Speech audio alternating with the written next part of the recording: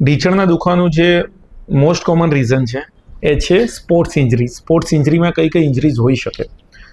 બે હાડકા વચ્ચે અહીંયા ગાદીનો ભાગ આવેલો હોય જેને મેનિસ્કસ કહેવાય. આ મેનિસ્કસ તૂટવાથી આપણને અથવા તો એ ગાદી ફાટવાથી આપણને દુખાવો થઈ શકે. એસીએલ લિગામેન્ટ છે, એસીએલ અથવા તો પીસીએલ લિગામેન્ટ તૂટ્યો હોય તો એના કારણે દુખાવો થઈ શકે, અને એમસીએલ સ્પ્રેન હોય તો પણ દુખાવો થઈ શકે. હવે આવું ક્યારે ક્યારે થઈ શકે? તો સૌથી પહેલાં આપણે જોઈશું મેનિસ્કસ વિશે. બે હાડકાની વચ્ચે જે ગાદીનો ભાગ આવેલો છે ત્યારે જ્યારે ટ્વિસ્ટિંગ મૂવમેન્ટ થાય આ રીતે અથવા તો આ રીતે, એટલે કે જે ઝુમ્બા ક્લાસીસમાં જતા હોય, ડાન્સમાં જતા હોય, સીડી ચડ ઉતર કરવાની થતી હોય, જે સ્પોર્ટ્સ રમવા માટે જતા હોય, એ દરેકની અંદર જ્યારે બે પગની વચ્ચે જ્યારે ટ્વિસ્ટિંગ મૂવમેન્ટ થાય ત્યારે આ બે હાડકાની વચ્ચે આ ગાદીનો ભાગ એ ફસાઈને એ તૂટી શકે. જો ગાદીનો ભાગ તૂટે તો આપણને દુખાવો કઈ રીતનો થાય? જ્યારે પણ આપણે બેસીને ઊભા થવા જઈએ ત્યારે પહેલાં 3 કે 4 સ્ટેપ્સ ચાલવામાં આપણને દુખાવો થાય.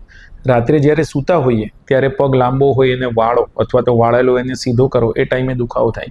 ક્યારેક અંદરથી કટ કટ એવું મૂવમેન્ટ વખતે આપણને અવાજ આવતો હોય. સીડી ચડ ઉતર કરવામાં આપણને દુખાવો થાય. જ્યારે ઊભા પગે બેસવામાં આવે ત્યારે દુખાવો થાય. આ જે દુખાવો છે એ મોટાભાગે મેનિસ્કસ એટલે કે ગાદી ફાટવાના કારણે હોઈ શકે.